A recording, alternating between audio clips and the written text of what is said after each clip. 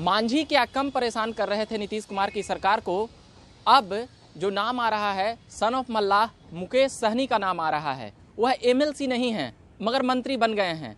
वह सिमरी बख्तियारपुर से चुनाव लड़े थे मगर विधानसभा चुनाव में उन्हें हार का मुंह देखना पड़ा।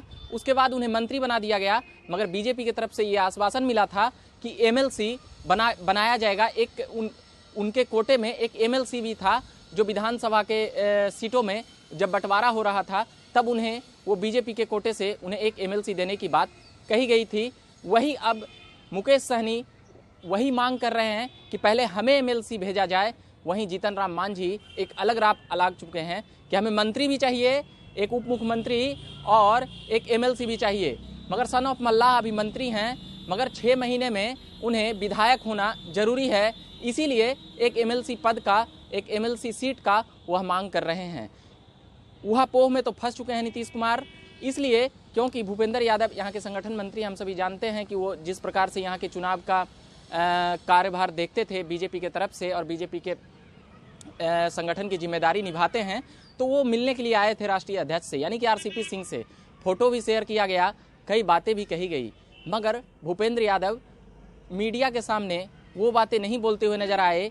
वो यह कहते हुए नजर आए कि सरकार बेहतर ढंग से काम कर रही है, मगर क्या बेहतर ढंग से काम करती तो फिर नीतीश कुमार और तमाम जदयू के कई नेताओं को कहने की ये नौबत नहीं आती। और नीतीश कुमार जिस प्रकार से अभी घुल मिल रहे हैं लोगों में, उन्हें भी यह एहसास हो चला है कि अब मेरा वह समय नहीं रहा जो 2005, 10 और 15 के समय में हुआ करता था कि सत्ता का चाबी कितनी भी विधायक का इंतजाम करना हो वह बेशक कर लेते थे। एक बात और आ रही है, कांग्रेस के 1 दर्जन विधायक जदयू के संपर्क में है या जदयू की ओर समर्थन कर सकते हैं, मगर ये जदयू के लिए ये पूरी नहीं है, क्योंकि जदयू का सीट इतना कम आया है कि वह बहुमत अकेले या किसी के जोड़कर भी अगर लाएगी तो वह दबाव में ही काम करेंगे। नीतीश कुमार यह भली भांति समझ रहे हैं, इसीलिए अब जहां जाते हैं वहां जनता से ज़्यादा घुलने मिलने का काम लगातार जारी कर रहे हैं।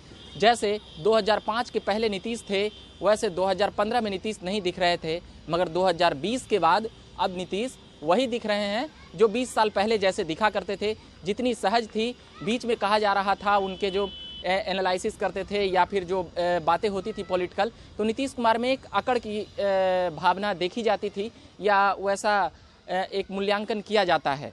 ये तथ्यात्मक या प्रमाणिक ढंग से तो नहीं कहा जा सकता है, मगर नीतीश कुमार अब ज़्यादा घुल मिल रहे हैं। इसका क्या कारण समझा जाए? क्या वह जनता का वह समर्थन वो भाव समझ चुके हैं कि अब हमें जनता से सीधा संवाद करना होगा। जिस प्रकार नरेंद्र मोदी ने एक भाषणों में एक आइडियोलॉजी के साथ एक जन संवाद का जो जुड़ाव करते हैं, वह नीतीश कुमार को काफ़ी हद तक समझ में आया है। मगर 2024 लोकसभा का चुनाव, वह काफ़ी कुछ वहाँ पर भी ध्यान कई नेताओं का लगा हुआ है, इसीलिए विपक्ष नीतीश कुमार की ओर इशारा करती है। मगर फिलहाल सन ऑफ मल्लाह मुकेश सहनी की हम बात कर रहे थे। मुकेश सहनी एक एमएलसी सीट की मांग कर चुकी है। बीजेपी भी अड़ सकती है और जदयू भी अड़ सकती है मांझी को नहीं देने के लिए, मगर मुकेश सहनी का यह डिमांड, क्योंकि वह विधानसभा हार चुके थे, तो अब मुकेश सहनी का यह वाजिब है। वहीं उप मुख्यमंत्री रेणु देवी भी मंत्रिमंडल विस्तार पर कहने से हिचकती हुई नजर आई। बीजेपी का कोई भी बड़ा नेता मंत्रिमंडल विस्तार पर क्यों नहीं कुछ कह रहा है और जदयू के भी बड़े नेता इस पर क्यों नहीं कुछ कह रहे हैं? मगर जदयू में एक जो सुगबुगाहट है वह यह है कि बीजेपी ने उन्हें धोखा दिया है। बीजेपी ने उन्हें धोखा दिया है, यह कई जदयू के नेता कहते हुए नजर आते हैं। भले ही वो बड़े नेता उस स्तर से नहीं बात करते हों, मगर जो संगठन में काम करते हैं, जो करीबी हैं, वो ये सभी बातें खुलेआम कहते हैं, मीडिया के सामने भी कहते हैं। जदयू के युवा मोर्चा के विंग से अगर अभी आप बात करेंगे तो वो सारा भड़ास चिराग पासवान के साथ साथ एनडीए की साठगांठ और एलजेपी के साठगांठ पर वह फोड़ती है। अब देखना यह होगा कि बिहार विधानसभा चुनाव के परिणाम के बाद जिस प्रकार से मामला फंस गया है, भले ही नीतीश सीएम बन गए हों, मगर वह मुख्यमंत्री अब नहीं रहे जो पहले हुआ करते थे, क्योंकि 43 सीटों में 122 सीट लाने की बात थी। 43 सीटों पर कितना रौब दिखा सकते हैं सीएम नीतीश कुमार, यह देखने और समझने वाली बात होगी। अभी के लिए फिलहाल इतना ही कहेंगे कि मुकेश सहनी ने भी अड़ चुके हैं जीतन राम मांझी के बाद। हम तमाम खबरों में बने हुए रहेंगे, ऐसे ही खबरें दिखाते रहेंगे। आप चैनल को सब्सक्राइब नहीं किए तो सब्सक्राइब जरूर करिएगा और फेसबुक पेज को भी लाइक कीजिएगा। अभी के लिए धन्यवाद।